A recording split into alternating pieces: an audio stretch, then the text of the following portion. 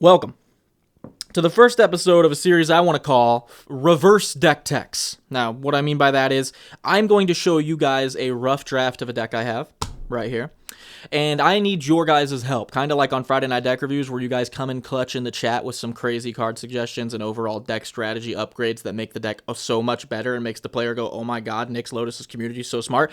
Those type of comments. I need those in the description of this video, stat. Now, this deck is extremely complicated to get to work. It might be the most complex deck I've ever built because the deck building process has been so enjoyable. Like, honestly, trying to figure out how to get the deck to work has been really enjoyable. The deck just won't work. You know what I mean? I'm sure you guys have had this problem before. So I really need your guys' help on figuring out how to get this thing to fire off. It is a black-white, not really stacksy, but kind of stacksy deck that is trying to prevent permanents from leaving the battlefield, deal a bunch of damage to opponents. We'll get into the whole shtick of it. One of the crazy parts of this deck is I actually sent it to my buddy Nate, who notoriously is not into the same type of decks I am, but he was super interested in building it, and he took this deck and made his own sick, twisted amalgamation of it.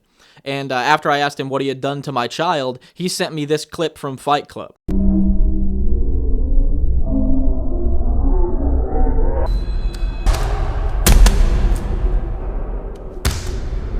I felt like destroying something beautiful.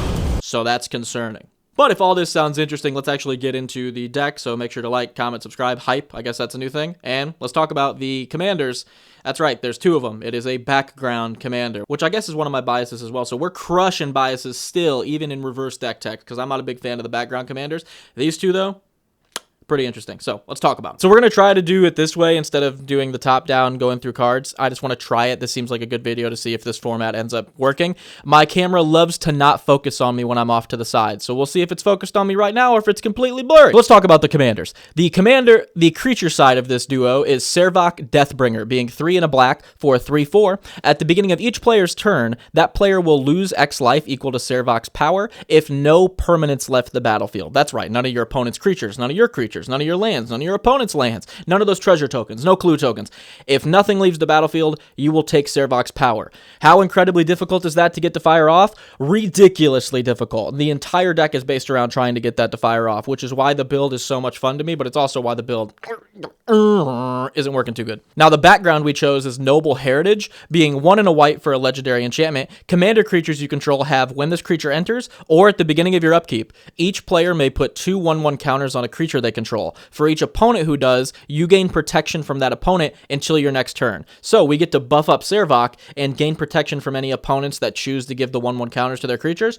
Those both seem perfect for the deck because it's going to minimize attacks happening because people can't swing at us now because we have protection, and it's also going to buff Servok. So there's our duo. Now, how do we get Servok to actually trigger?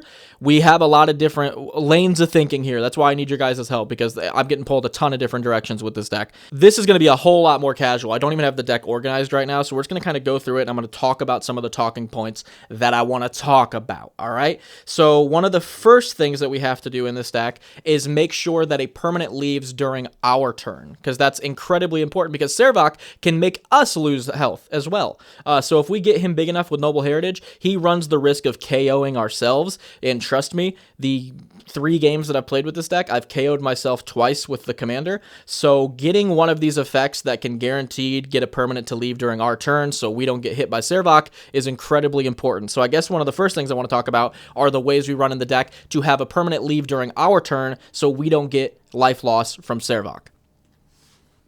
And there's a lot of different cool ways in this deck that we do this. So one of my favorites is Knight Captain of Eos. It makes 2 1/1 white soldiers when it enters. You can pay 1 white, sack a soldier, prevent all combat damage that will be dealt this turn. So this also ties into another group of cards we'll talk about in a minute, the fog effects in the deck to prevent combat damage, but it also sacrifices a soldier. So if we're really in a pinch, we can sack one of those soldiers during our turn. It won't be good for preventing the damage, but it will be good for having something leave during our turn. So this does double duty. It prevents combat from happening during opponent's turns. We could also sack a soldier in a pinch on our side to have a permanent leave during our turn. My favorites of these, though, are Core Skyfisher and Light Mane Lion, both being 1 and a white. When they enter, you bounce something that we control back to our hand, and it can target itself. So we can just play a White Mane Lion, bounce itself to our hand. That counts as a permanent leaving the battlefield. Servak doesn't drain us life. Same goes for Core Skyfisher. Play it, bounce it back to our hand. Servak doesn't drain us life anymore. So those are two of my favorite and best ways in the deck to guaranteed have something leave the battlefield on our turn during each of our turns. So those two are definite lock-ins. I don't think those could get taken out of the deck like any day. We run the Ooze, which is actually insane in this deck. You get to exile cards out of players' graveyards to make mutagen tokens, and mutagen tokens are perfect in this deck because they're artifact tokens that sack themselves, so that will be a permanent leaving the battlefield during our turn, so Servak won't drain us life. But mutagen tokens also give out a 1/1 counter, so they will make Servak bigger, as well as making us not take damage for our turn. So the Ooze, genuinely perfect in this deck. We run one-time use effects like Mind Stone or Command Sphere, which can both sack themselves. Again, if we're in a pinch, those are good to get a permanent to leave the battlefield during our turn. We run decayed zombie effects like Ghoulish Procession and Jadar Ghoul Caller of Nephalia, which can both make recurring zombies with decayed on our side. And decayed is important because you have to sack a creature with decayed when it attacks. So we could swing with a decayed zombie, and even if an opponent doesn't chump block us, that zombie's still going to die. That's a permanent leaving. Servak won't deal damage to us. Of course, we run some token generating effects. We run Fountain Port, being a land that you can pay for to make a treasure token. So if it gets late game, you probably won't be taking damage from Servak if you've got a Fountain Port in play. Monologue Tax, whenever an opponent plays their second spell, we get a treasure token. In casual bracket 2 commander, games go long. Late game, people are more likely to play multiple spells. Monologue Tax is more likely to fire off. We're going to get treasures. Servak won't deal damage to us. I think it's great. Discerning Financier is one I came across while building this deck, and my god, is this card good. 2 and a white. 2/3. At the beginning of your upkeep, if any opponent has more lands than you, we get a treasure token. You can also pay 2 and a white to give a treasure to an opponent and draw a card. So it's mana ramp, card draw on a mono white card. This card needs to be talked about way more. I think it's ran probably plenty. I don't feel like a lot of people are talking about how good that is. So yeah, it's in here. So moving on, if we hit most of any of those effects that we just talked about, we have a pretty good way of having a permanent leave every one of our turns. Now, the next problem we run into is how do we get permanents to stop leaving during our opponent's turns? Because that's even harder. Because during our turn, we can do all the stuff we just talked about. We could do something as playing a removal spell during our turn, and that counts as something leaving. So it's really not that hard to get it to happen during our turn if you have the removal in your hand or if you have what we just talked about in hand. The really hard part is getting stuff to not leave during opponents' turns, okay? There's some things that you just can't do anything about, like sack lands. That's probably the biggest counter to this deck. There's no card that shuts off sack lands. If they have a sack land, the only thing you can do about them looping that is deal with the thing that's letting them loop it. So if they have an Evolving Wilds, you can't do anything about the Evolving Wilds, but you can do something about the Crucible of Worlds that's letting them cycle that every turn. That's kind of the plan of attack you have to go with versus those type of decks with this deck. But everything else, I think, is somewhat deal withable. And I just want to talk about some of the ways I've come up with to deal with stuff leaving during opponents' turns. We run a copy of Stony Silence because it shuts off treasure tokens, clue tokens, blood tokens, food tokens, all those annoying artifact tokens from being sacked. And that's another way that this deck could get hard countered, is if you're against one of those decks. So Stony Silence is just here to shut off those decks. Literally no other reason. The deck also runs like 9 or 10 one-drop protection spells that can target opponent's stuff. So if an opponent tries to like chump block so they don't lose life off Servak, if an opponent tries to go for the throat on another opponent's creature so they don't lose life off Servak, you can go ahead and just play Sheltering Light or something like Sheltering Light on your opponent's creature to give it indestructible. Then it doesn't die, nothing leaves, Servak still does damage. These put in double work in the deck because they can also be used to protect Servak himself, because if it gets out of hand, people are probably going to try to remove him. So you can use these effects two ways, to either prevent opponent stuff from leaving play during their turn or to prevent your Servak from being removed. The deck also runs like a small 3 or 4 card package of fog effects, like Knight Captain of Eos. It also runs Holy Day. It also runs Dawn Charm.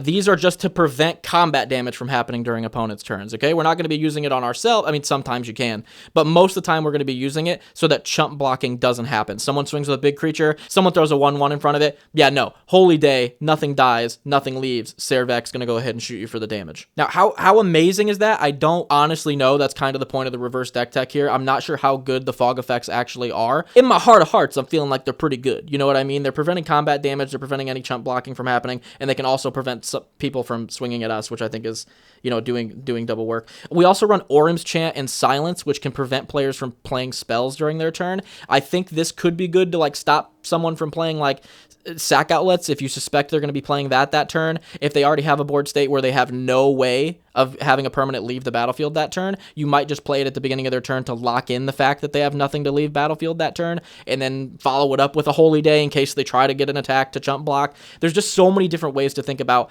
how could the opponent wiggle their way out of the Servok trigger, and how could I prevent them from doing that. On top of the fog effects, we also run Magus of the Moat. Creatures without flying can't attack. That's going to shut off a lot of combat and chump blockers going on. That just seems like a no-brainer to me. You will notice if you look at the deck list, there is a lot of enchantments in here. We've got like Phyrexian Arena, Grasp of Fate, Banishing Light, Stony Silence. Tons of enchantments in this deck. Almost all of our removal is enchantments except for like 3 cards. The reason being, there is an enchantment sub-theme in this deck, because I think the enchantment sub-theme plays well into the fact that players are going to be losing life, because the enchantment sub-theme produces a lot of evasive tokens, and those tokens are going to be good at bringing home games thanks to the Servok damage. And even if Servok is targeted out of the game completely, we can still fire off with this enchantment strategy and try to bring home the game like that. So the deck runs stuff like Sigil of the Empty Throne, giving us an angel whenever we play an enchantment. Again, the deck runs... We run a Mesa Enchantress so that we can draw cards off the enchantments coming into play. We run Archon of Sun's Grace and Ghostly Dancers. Both make tokens when we play enchantments. Doomwake Giant gives them a one-sided -1/-1 whenever we play an enchantment, which is disgusting. Court of Grace just is an enchantment that's going to start spitting out 4/4 angels or spirits on our upkeep. All of this is just like a wall of enchantment theme that we're kind of sitting behind and accruing value on top of Servok firing off, which I think there needs to be a backup plan. Again, this might be something I'm wrong on this deck, but there seems to need to be a backup plan, because if someone gets rid of Servok in any way, shape, or form, the deck really doesn't do anything if we don't have a backup plan. We also run Ethereal Armor, All That Glitters. They both give a scaling buff equal to the amount of enchantments and artifacts we control. We can throw these on Servok if we suspect we're going to get a rotation where a lot of opponents are going to lose life. This is where my brain almost thinks that a board wipe sub-theme is like really, really important in this deck. This is where my friend Nate, my buddy that I sent the deck list to that corrupted it, this is where I think he got one thing really right.